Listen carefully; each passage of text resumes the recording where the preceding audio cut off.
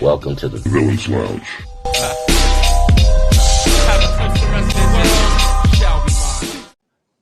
Welcome everybody to the Villains Lounge. I am the Three Counts resident villain, the Dark Lord himself, the Dark Goat, Damien Fatale, and to my left, I'm pointing right. That's to my right, but I'm pointing left. You're my I don't. right. To my whatever, we got Twitch Graves. He's going to be my co-anchor today to cover the review of SmackDown. But we're gonna jump in the news, and the news has been a little uneventful since the kickoff press conference for WrestleMania 40. And that's probably pretty much anything everybody's been talking about. I covered it a couple of days ago, right after it happened, and that's part of the reason why it wasn't on yesterday. So, the fallout for that, let's see, Triple H going off on SmackDown, and in the back, Rock going off on Triple H after the press conference, telling him to fix it and just swearing like a sailor. Smack the teeth out of Cody's mouth. Right? You got Rock and Roman as a unit, possibly. They're at least on the same page, which is crazy. Blood is thicker than water. I guess so. And so the way that it looks coming out of that press conference, it looks like they're gonna stick to the original plans that didn't involve Punk. That's what it looks like. So that's kind of the news portion for today. It's just not much. If you live under a rock and didn't see the press conference, you need to go back and watch that. If you don't have YouTube and didn't see it, like, it's all over YouTube. They're all over Twitter. It's all over everywhere. So, like, see the smack heard around the world. Cody getting the taste slapped out of his mouth by The Rock. Man. Go check it. So, we're going to jump into the Dynamite review from the 7th of February. And I watched some of this. I watched the first 30 minutes and up to Tony Khan's big announcement. So, let's jump right into it. They opened the show with Hangman versus Swerve. Winner gets to face Joe at Revolution for the AEW World Heavyweight Championship. And this match was good until, for me, the finish. Everybody's loving it. It just took me out of it. At this point, you made it a triple threat match because Swerve wanted 5 more minutes. Hangman refused, and then Tony Khan butts in and makes it a triple threat match. So now at Revolution, we have a triple threat match for the World Heavyweight Championship with Joe versus Swerve versus Hangman, and I can do without Hangman. Up until that point, it was 3 axe handles. With that finish, I'm giving it a half. And that's me being very biased and mean. You could have just announced that from the beginning. Like, waste everybody's time. I totally could have. And so then we go into the Tony Storm and Red Velvet. Red Velvet beats Tony Storm, possible number 1 contender. But she didn't. Tony gets the W. Deonna Purrazzo was out there to help set up their match for Revolution. Then we have a trios match with the BCC of Moxley, Danielson, and Castagnoli versus 3 guys from CMLL. I do not know how to pronounce their name. I'm not going to butcher it or even try. It was 3 luchadors with masks. The match was solid for the most part, and the BCC wins, which is kind of weird because CMLL is supposed to be invading, and you would figure that they would have at least got a W, but they didn't.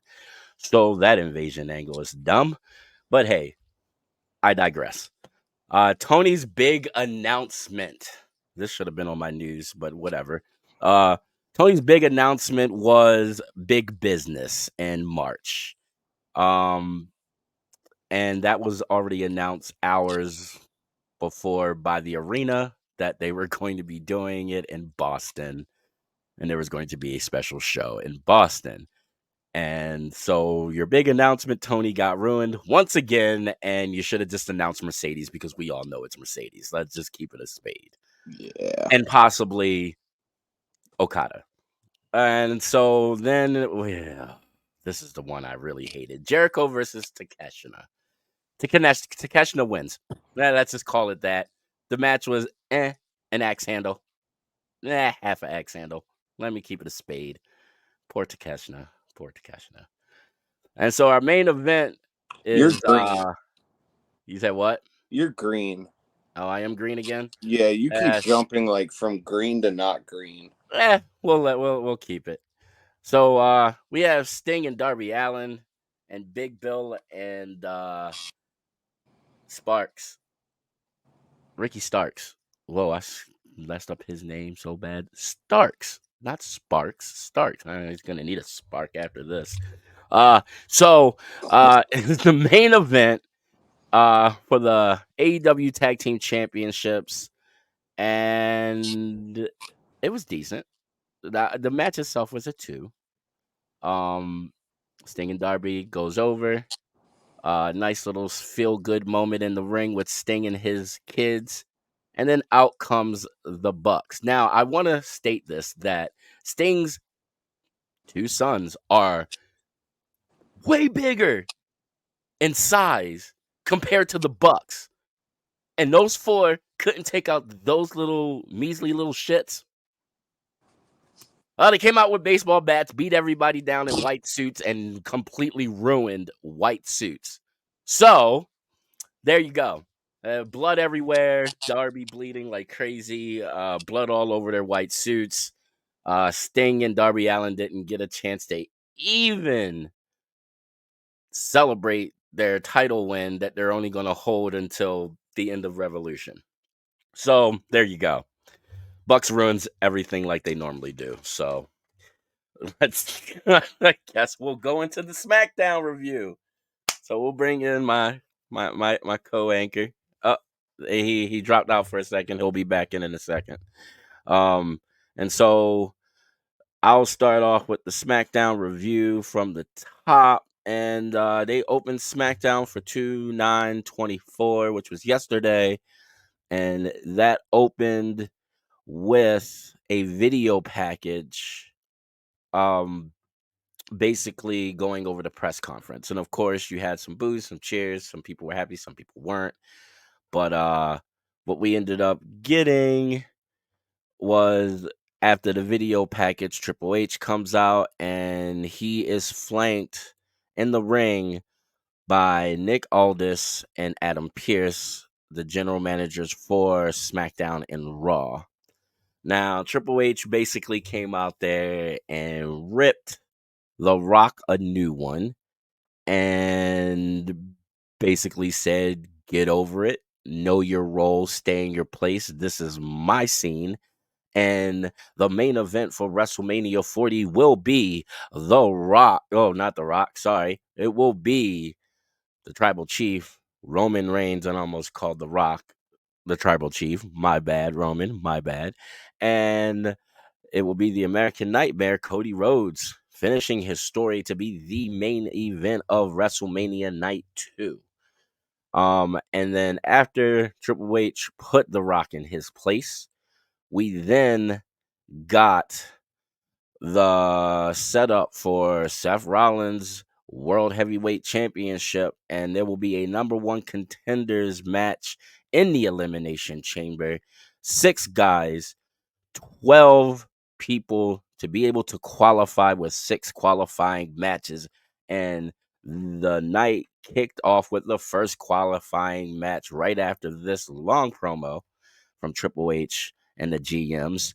And that first match was announced as Drew McIntyre versus AJ Styles. Now, the other 10 guys in these qualifying matches will be Dirty Dom,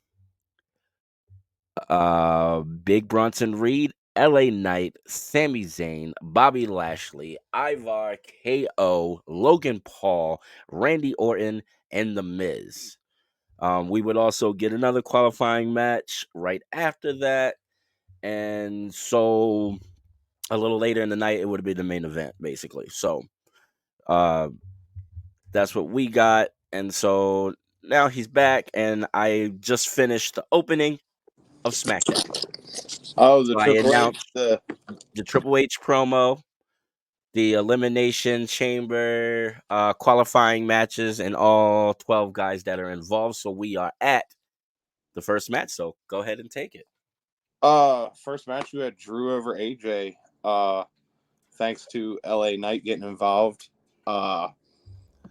Elimination qualifier match. I kind of felt like I knew Drew was going to go over AJ. I gave it 2 stars personally. Axe handles, no stars. We don't do Axe stars. handles. I gave it 3. Okay. And that's just because I did expect LA to interfere, which I'm thinking this is going to set up an AJ LA Knight match at WrestleMania, possibly. Yeah. Or they're going to be involved in like some big United States Championship I can see that. ladder match of some sort. All right. Keep on going, Sog. Keep on going. Oh, then we had the Pretty Deadly vignette. That was entertaining with the Queen. That was entertaining. The Queen is what won it over for me. I still gave it 1 axe handle. I could have done without it, but you get what you get. Look, it was the Queen, man. It was Yeah, the the Queen. Queen. The Queen I'm is what gonna won me give over. I'm gonna give them 2 just because they had the Queen's face winking at me. I was happy. Exactly. Like that gave me something to look forward to for some reason. It was good. It was good. You had Bianca Belair versus Mia Yim. This was a pretty good match for the women's elimination chamber qualifier. If you want to check it out, I'm sure you can find it on YouTube. I gave it 2 axe handles. I gave it 2 as well. It was actually very, very solid. Belair is in the elimination chamber along with Becky Lynch, so that should be fun. It's building up nicely. Yeah, I like it. All right, and then what do we have next? Oh, after that, we got a Bayley promo. A Bayley promo talking about how Damage Control turned their backs on her. And you get Dakota Kai that comes out, and me personally, I look at Dakota Kai as the wolf in sheep's clothing, but that's me. I gave it 1 3/4 axe handle. All right.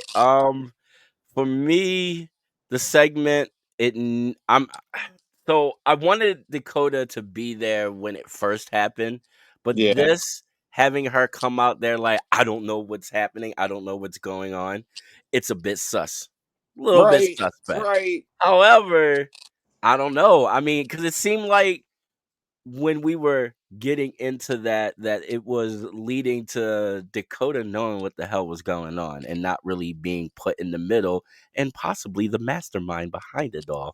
You do have to remember that in NXT she became a shisty ass little bitch. Yes, she A, did. a really good heel, great heel work with I her, personally and I like seeing Dakota Kai as the bad guy. yeah, I love seeing her play the heel. she's really good at it. So I don't know. I guess we're gonna see if the wolf in sheep's clothing cost Bayley the women's championship. So we'll see. I can see it happening. I see it more than I don't see it. Good promo from Bayley. Yeah, I don't know. It's something about it that didn't sit quite well with me. So I stick with the 1 3/4 axe handle. I'm gonna give it 2. All It right. was pretty solid for the women. All right, what we got next? After Bayley's promo and the Damage Control segment, we went into British Strong Style, Tyler Bates and Pete Dunne versus DIY. I absolutely thought this was an amazing match. I think this was probably the best match of the night. I gave it 3.5 stars. Axe handles. Axe handles. We're not. This is not Dave Meltzer, buddy. We don't do Okay. stars. That system's broken. That's just So broken. I gave that one 3. Okay.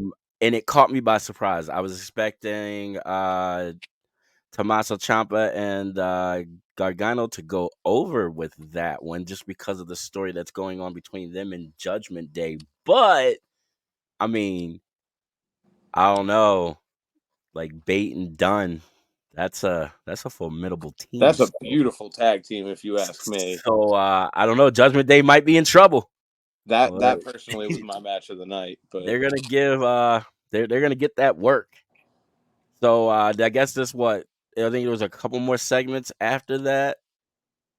Yeah, you had a Bobby Lashley and the Street Profits with BFAB segment. It I wasn't a fan of it only because the Final Testament is just it's boring to me. I gave it one axe handle, and I feel like that's being generous. And it's nothing against Bobby Lashley.